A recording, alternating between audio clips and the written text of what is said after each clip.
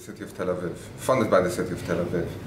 Now the background, as I started saying, is that 33% of the population of Tel Aviv are between the ages of 18 and 35. So what we call sort of young professionals, not young as in teenagers, but and a lot of the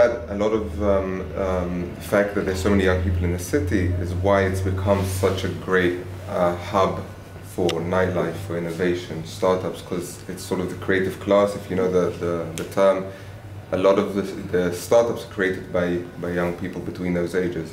So a third of the city are between those ages, and the municipality understood that we need to have a center where we can engage these people, where we can give them a place to express themselves, and this is the idea behind this center, which was also established very recently in the last 2-3 years. So that's where we are. As Yael explained, we have an accelerator program here for social entrepreneurship programs for young artists, for all sorts of, we also have all sorts of forums where young people can meet to discuss how they can become more engaged in the running of the city, how they can bring ideas to the municipality of things that maybe should be done, problems to be solved, etc., etc. So it's really an interesting place and a great place, and it's you got to remember that having a place like this and having young people sort of come and give their ideas also puts responsibility on the city, because it creates more work for us. Sure. Whereas people come with all these ideas and we can no longer ignore them because we gave them this platform, and we need to see how we integrate their ideas into the running of the city. So it's really an interesting and important center.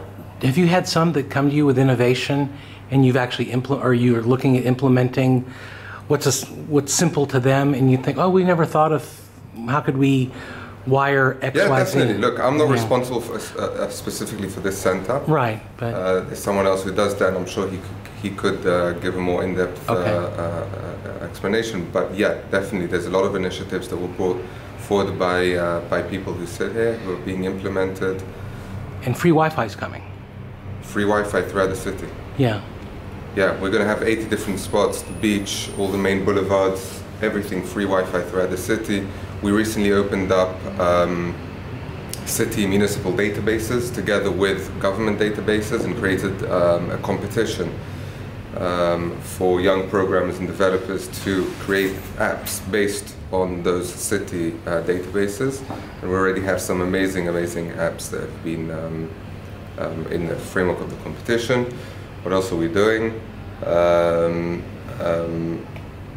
We have a new city app coming out. Basically, all the city services will be able to be done through the smartphone. So basically, the city is becoming open and digital.